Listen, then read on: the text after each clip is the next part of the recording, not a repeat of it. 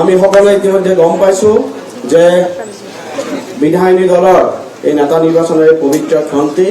আমাৰ মাজত কেন্দ্ৰীয় পৰ্যবেক্ষক হিচাপে উপস্থিত আছে আমাৰ সকলোৰে অতি শ্ৰদ্ধাৰ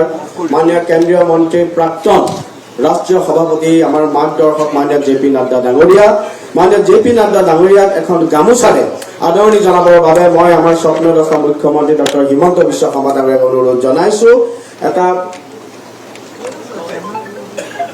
ফুলৰ বুকেৰ সৈতে মাননীয় নাড্ডাজীক আদৰণি জনাবৰ বাবে মই সন্মানীয় ৰাজ্যিক সভাপতি সন্মানীয় সাংসদ দিলীপ শইকীয়া ডাঙৰীয়াক অনুৰোধ জনাইছো। ভাৰত মাতা কি এটা ফুলৰ বুকেৰ সৈতে মাননীয় নাড্ডাজীক আদৰণি জনাব মাননীয় ৰাজ্যিক সভাপতি দিলীপ শইকীয়া ডাঙৰীয়া। আমাৰ মাজত আন এগৰাকী পৰ্যবেক্ষক হিচাপে উপস্থিত আছে আমাৰ জ্যেষ্ঠ নেতা হাৰিয়ানাৰ মাননীয় মুখ্যমন্ত্ৰী নায়ব সিং চৈনী ডাঙৰীয়া মাননীয় চৈনী ডাঙৰীয়াক এখন গামোচাই আদৰণি জনাব আমাৰ সন্মানীয় মুখ্যমন্ত্ৰী ডক্টৰ হিমন্ত বিশ্ব শৰ্মা ডাঙৰীয়াই এটা বুকেৰ সৈতে আদৰণি জনাব মাননীয় ৰাজ্যিক সভাপতি শ্ৰীযুত দিলীপ শইকীয়া ডাঙৰীয়া। সকলোকে এটা হাত চাপৰিৰ সৈতে মাননীয় নাড্ডাজীক মাননীয় চৈনী ডাঙৰীয়াক আদৰণি জনাব অনুৰোধ জনাইছো। মাননীয় মুখ্যমন্ত্ৰীৰ নেতৃত্বত বিশাল বিজয় আকৌ এটা হাত চাপৰি সকলোকে। ভাৰত মাতা কি। মই এতিয়া সন্মানীয় মিডিয়াৰ বন্ধুসকলক অনুৰোধ জনাইছো আপোনালোকে সভাগৃহৰ বাহিৰত আপোনালোকে অৱস্থান ল'ব আসন গ্ৰহণ কৰিব আপোনালোকক খবৰ দিব তেতিয়া আপোনাৰ কোনলৈ আহিব। সন্মানীয় সকলো ফটোগ্ৰাফাৰ মিডিয়া সন্মানীয় প্ৰতিনিধি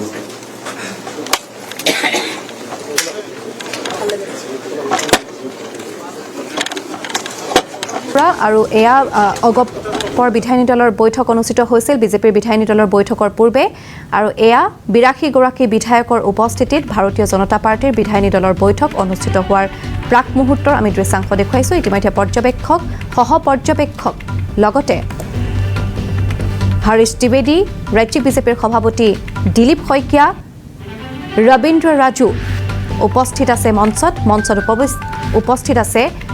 কাৰ্যবাহী মুখ্যমন্ত্ৰী হিমন্ত বিশ্ব শৰ্মা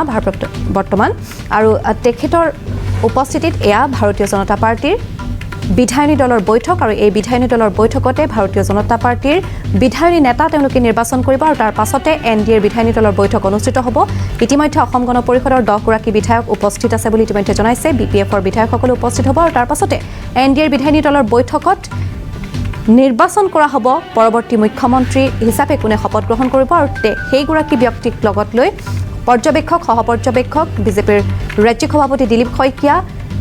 অগপ বিপিএফৰ নেতৃত্ব ৰাওনা হ'ব লোকভৱনলৈ আৰু তেওঁলোকে 12 মেত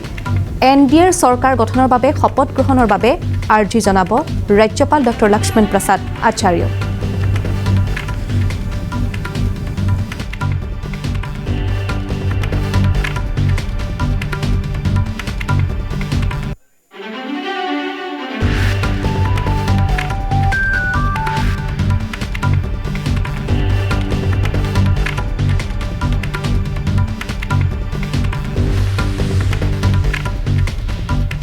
এই 2024 বিধানসভা নিৰ্বাচনত ভাৰতীয় জনতা পাৰ্টিৰ নেতৃত্বত এনডিএৰ যি বৃহৎ জয়লাভ কৰিছিল 102 জন বিধায়ক নিৰ্বাচিত হৈ আহিছিল আৰু এয়া 82 গৰাকী বিধায়কৰ উপস্থিতিত ভাৰতীয় জনতা পাৰ্টিৰ বিধায়িনী দলৰ বৈঠক আৰু এই বিধায়িনী দলৰ বৈঠকৰ পিছতে অনুষ্ঠিত হ'ব 102 গৰাকী বিধায়কৰ উপস্থিতিত এনডিএৰ বিধায়িনী দলৰ বৈঠক আৰু সেই বৈঠকত নিৰ্বাচন কৰা হ'ব পৰৱৰ্তী মুখ্যমন্ত্ৰী হিচাপে তেওঁলোকে কাক নিৰ্বাচন কৰে আৰু তাৰ পাছতে শপত গ্ৰহণ কৰিবৰ বাবে 12 মেৰ শপত গ্ৰহণ অনুষ্ঠানৰ বাবে এনডিএৰ চৰকাৰ গঠনৰ বাবে ৰাজ্যপাল ডক্টৰ লক্ষ্মণ প্ৰসাদ আচাৰ্যক আৰ্জি জনাব এনডিএ আৰু ইতিমধ্যে মিত্ৰ দলৰ বিধায়কসকল উপস্থিত হৈছে কাৰণ এই বিজেপিৰ বিধায়িনী দলৰ বৈঠকৰ পিছতে অনুষ্ঠিত হ'ব এনডিএৰ বিধায়িনী দলৰ বৈঠক আৰু পৰ্যবেক্ষক জেপি নাড্ডা সহপৰ্যবেক্ষক নায়াব সিং চৈনীৰ উপস্থিতিত ভাৰতীয় জনতা পাৰ্টিৰ বিধায়িনী দলৰ বৈঠক